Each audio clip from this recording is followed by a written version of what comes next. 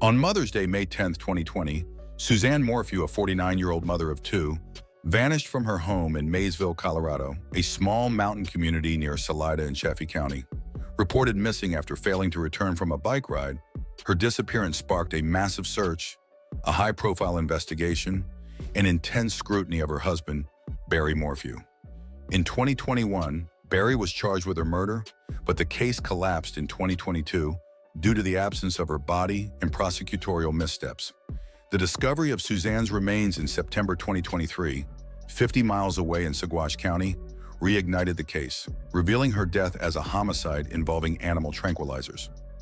Despite this breakthrough, Barry maintains his innocence, and the mystery of Suzanne's death remains a haunting puzzle, leaving a grieving family and a shaken community searching for answers. The disappearance. Suzanne Morphew was a vibrant woman, a former teacher, and a cancer survivor who cherished her daughters, Mallory and Macy.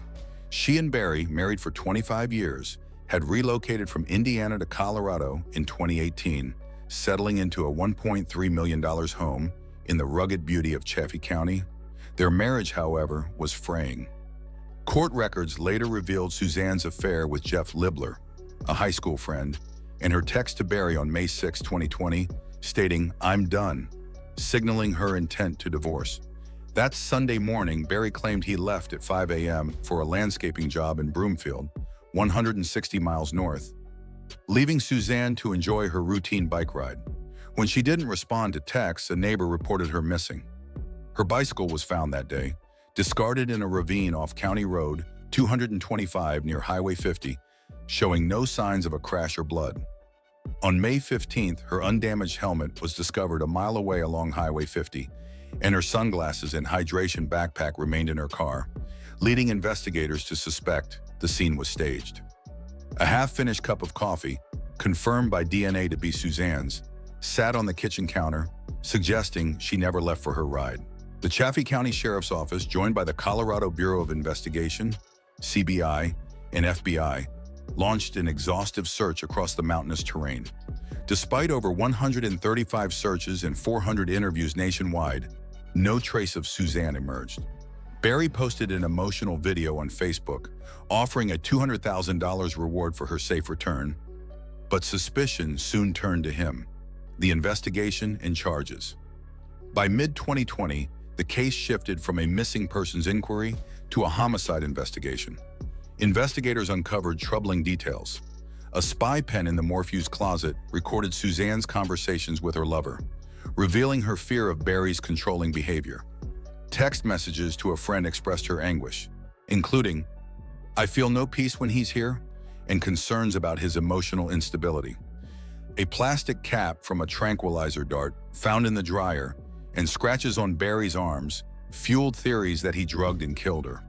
On May 5, 2021, Barry was arrested and charged with first-degree murder, tampering with evidence, and attempting to influence a public servant.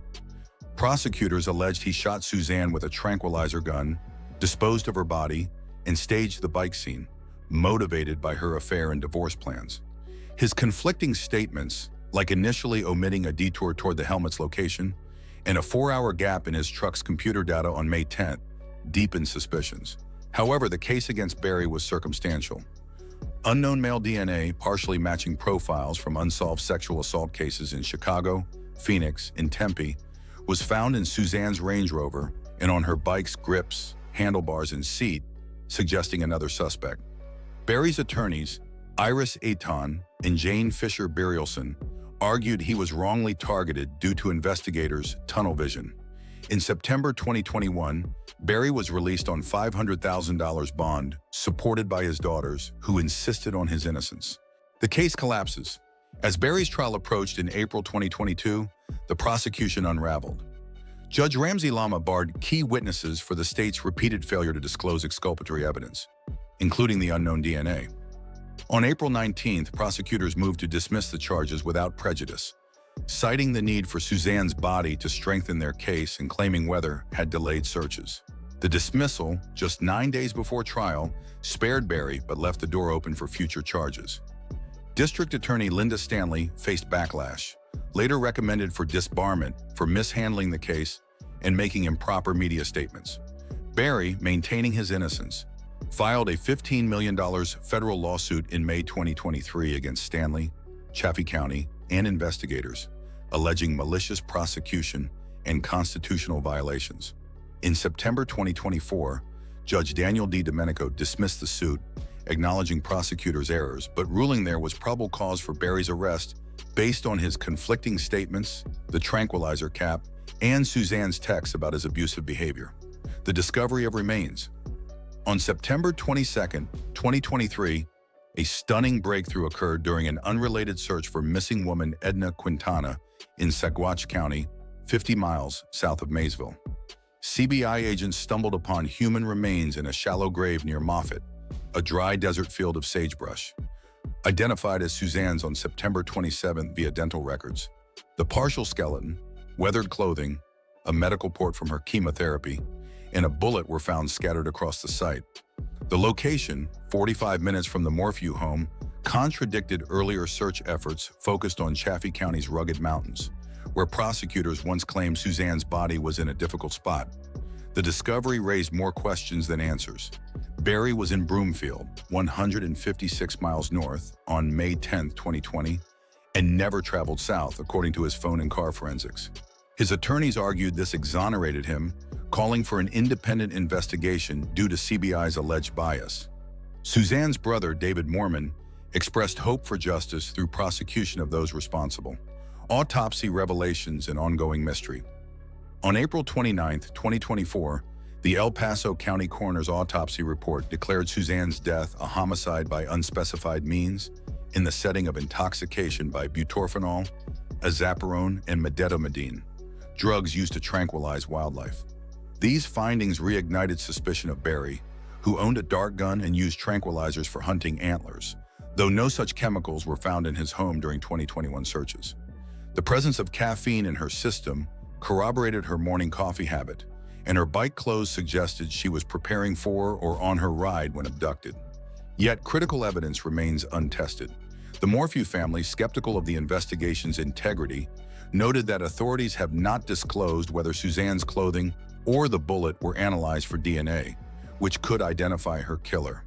Aitan emphasized that the tranquilizers are controlled substances, urging police to trace prescriptions to veterinarians or hunters in the area. The unknown male DNA, unaddressed by investigators, continues to point to an alternate suspect, a haunting puzzle. The Morphew family, devastated by Suzanne's loss and Barry's prosecution, declined to retrieve her remains, preserving potential evidence. Posts on X reflect public intrigue, with some pointing to the tranquilizers as damning for Barry, while others question why the Moffett site was overlooked.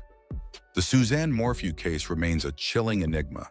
Was she abducted by a stranger linked to the unknown DNA?